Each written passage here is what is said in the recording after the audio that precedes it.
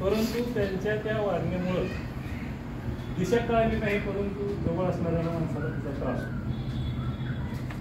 हे त्याची फिकर करत अरुणदादांनी काय केलं, राजभवनी काय केलं, जाधवंतांनी काय केलं, हे काय नाही, पण त्यांची ती दिशा खाली गेली असते. ते असं हे नेतृत्व आहे.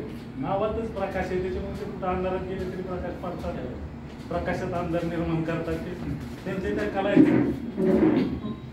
आणि अशा कलेच्या माणसाला यादव साहेबांचा जो स्पर्श आहे त्याला परिस्पर्श म्हणतात. आणि त्या परिस्पर्शामुळं जी काही त्यांची प्रगती दिसते, जे काही ते तुमच्या ह्याच्यावरती दिसतात, त्याच्यामागची खरी शक्ती यादव साहेबांची. त्याच्यामुळं यादव साहेबांच्या संपर्कात आलेला माणूस बांगलेला मुलं आपण तुझा वाढदिवस करतो त्याच्याकडे अशी पाहिजे